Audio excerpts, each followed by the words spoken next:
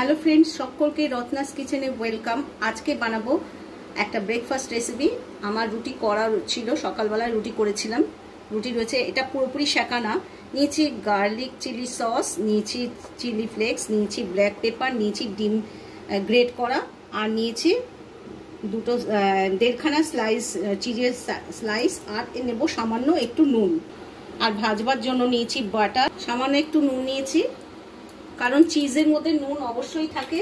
চিজের মধ্যে নুন থাকে যেহেতু, সেই জন্য কিন্তু নুন কিন্তু বেশি নেওয়া যাবে না, খুব সামান্যই নিতে হবে। এবার দিয়ে দেবো এই সসটা। এই সসটা বন্ধুরা আপনারা কিন্তু এটা ব্যবহার করতে পারেন, খেতে কিন্তু ভীষণ ভালো হয়। এরকম ধরনের রান্নার মধ্যে অবশ্যই ব্রেকফাস্ট এর মধ্যে কিন্তু অবশ্যই দেওয়া যায়। আর দিয়ে দিলাম চিলি ফ্লেক্স। এবার এটা হাতের সাহায্যে একটুখানি মিশিয়ে নেবো।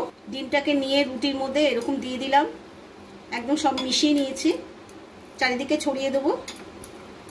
খেতে কিন্তু দুর্দান্ত হয়। যদি বন্ধুরা বাচ্চাদেরকে ভোলাতে হয়, অবশ্যই কিন্তু এরকম ধরনের একটা ব্রেকফাস্ট রেসিপি কিন্তু অবশ্যই কিন্তু আপনারা ব্রেকফাস্টে বানিয়ে দিতে পারেন। খেতে ভীষণ ভালো হয়। এবার এই চিজের পাতাটা খুলে এর মধ্যে দিয়ে দেবো। এবার দিয়ে দেবো এই চিজের পাতাটা, দেখতে অসাধারণ লাগছে, খেতে তো ভীষণ ভালো হয়। এবার দিয়ে দেবো গোলমরিচের গুঁড়ো, দিয়ে দিলাম, আর বেশি দেওয়ার দরকার নেই। এবার আর একটা রুটি দিয়ে এটাকে চাপা দিয়ে দেবো। একটা তাওয়া বসিয়ে দিয়েছি, এবার দিয়ে দিচ্ছি বাটারটা, চারিদিকে একটু ছড়িয়ে দিচ্ছি। আমি হাতের সাহায্যেই করছি, আপনারা যদি গরমকে ভয় পান তাহলে কিন্তু একটু দূর থেকেই করবেন। এমনি ছেড়ে দিলেও যদিও বাটার গলে যায়।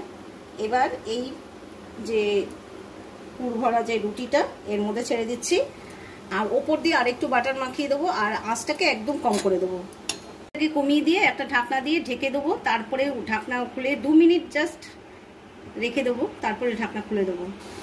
একদম রেডি হয়ে গেছে। এবার গ্যাসটাকে বন্ধ করে দিয়ে একটা প্লেটে দেখাচ্ছি। 2 মিনিট হয়ে গেছে, ঢাকাটা খুলে দিয়েছি। এবার এটাকে উল্টিয়ে দেবো, আর একটুখানি বাটার ওপর দিয়ে দেবো।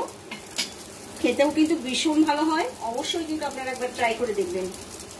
আর যারা যারা কমেন্টস করেন না, একবার ট্রাই না করে কিন্তু কমেন্টস করা উচিত না, এটা আমি বলছি। রেডি হয়ে গেছে, আমি পরিবেশন করেছি। এখান থেকেই কিন্তু দেখা যাচ্ছে কত সুন্দর হয়েছে দেখতে, খেতেও কিন্তু ততই সুন্দর লাগবে।